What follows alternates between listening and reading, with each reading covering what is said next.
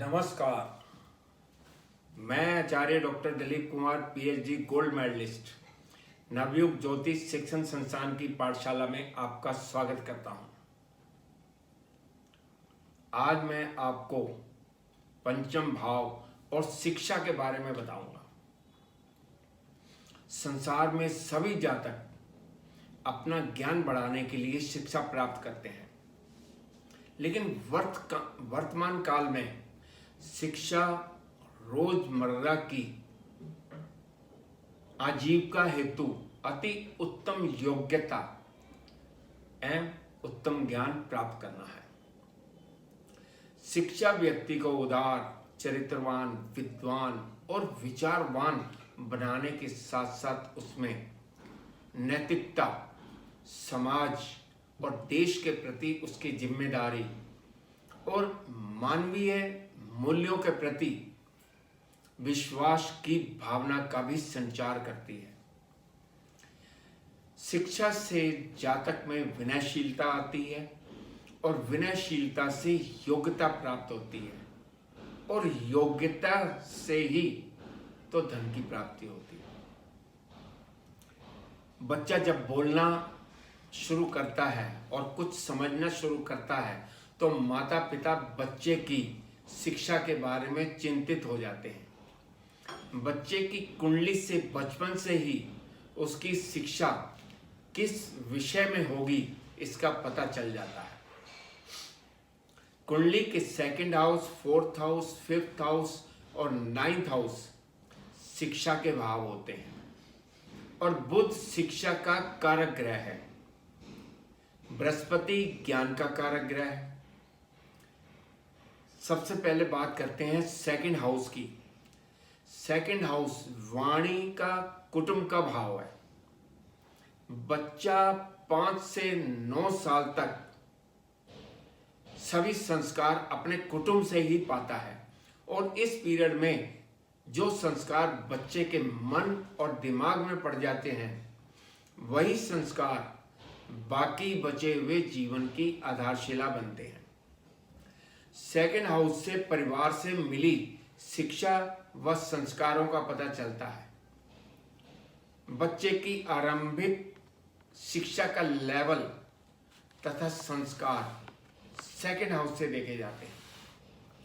Second house और second Lord पर पाप ग्रहों का प्रभाव अगर हो तो जातक की आरंभिक शिक्षा में बाधा आती है। कुंडली का फोर्थ हाउस मन का भाव है।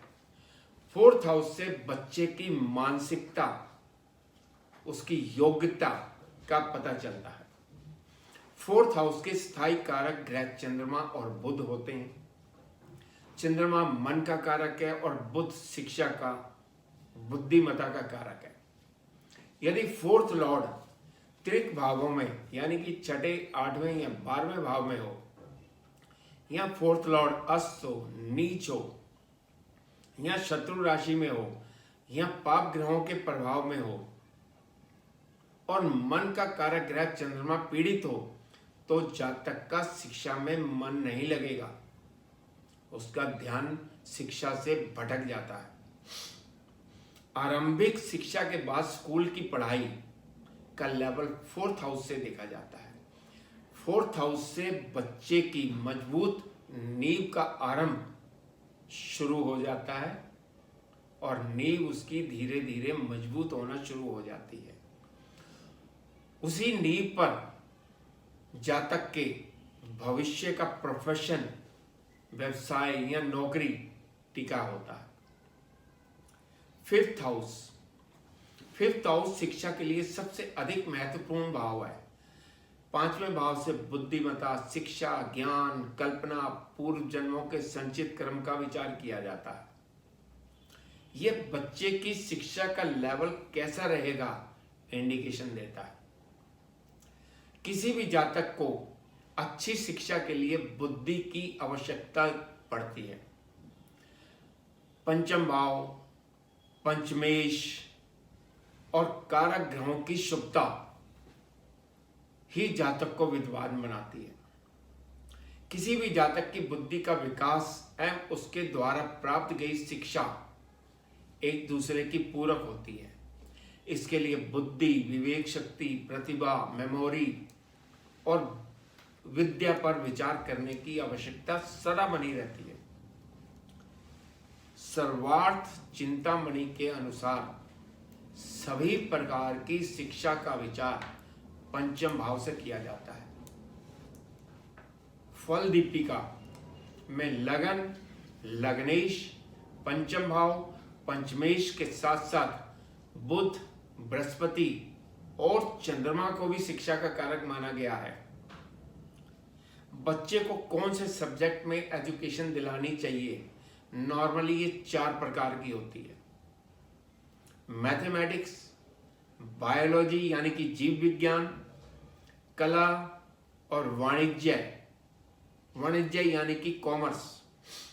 मैथमेटिक्स का, कैलकुलेशन का संबंध बुध से है, यानी कि बुध कुंडली में अपनी शुभ राशि या उच्च राशि में हो या केंद्र त्रिकोण में मित्र राशि में हो तो जातक की कैलकुलेशन, गणित बहुत अच्छा होता है और गणित में वो सफल भी होता है। कला का संबंध चंद्र और शुक्र से होता है। बायोलॉजी का संबंध सूर्य और मंगल से होता है और वाणिज्य यानी कि कॉमर्स का बुध से संबंध होता है। 9th हाउस जातक की उच्च शिक्षा का भाव है। जातक की उच्च शिक्षा का लेवल भी 9th हाउस से ही पता लगता है। 9th हाउस पंचम से पंचम भाव यानी कि भावात भावम भाव भी है। 9th हाउस धर्म त्रिकोण भाव भी है, भाग्य का भाव भी है। यदि 9th लॉर्ड या नवम भाव का संबंध पंचमेश या पंचम भाव से होता है तो जातक उच्च शिक्षा प्राप्त करता है। After graduation higher studies 9th house और 9th लॉर्ड से ही देखी जाती है।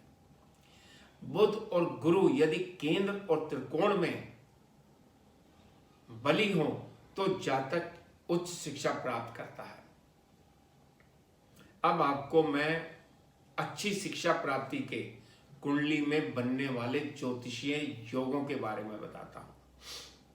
नैसर्गिक शुभ ग्रह बुध, गुरु, शुक्र यदि केंद्र या त्रिकोण में चाहे एक साथ या अलग अलग हो तो ये सरस्वती योग होता है। ऐसे जातकों पर सरस्वती देवी की विशेष कृपा होती है। कुंडली में बुध आदित्य योग यदि केंद्र त्रिकोण या लाभ भाव में बनता है और किसी भी अशुभ ग्रह का प्रभाव ना हो तो भी शिक्षा अच्छी होती है। द्वितीयेश, सेकंड लॉर्ड और ज्ञान का कारक गुरु केंद्र या त्रिकोण में हो तो भी जातक की शिक्षा अच्छी होती है। 5th हाउस में बुध, गुरु या शुक्र का प्रभाव हो तो भी शिक्षा अच्छी होती है। पंचमेश पंचम भाव में बैठा हो या उसकी दृष्टि पंचम भाव पर हो, पंचमेश की दृष्टि, तो भी शिक्षा बहुत अच्छी होती है। बुध या गुरु पंचम भाव में बैठे हों और पंचमेश केंद्र त्रिकोण में हो और शुभ ग्रहों के प्रभाव में, चाहे युति हो चाहे दृष्टि हो, तो भी शिक्षा अच्छी होती है। चतुर्थेश, 4th लॉर्ड और 5th लॉर्ड पंचमेश की युति नैसर्गिक शुभ ग्रह गुरु, बुध या शुक्र से हो तो भी जातक की शिक्षा अच्छी होगी।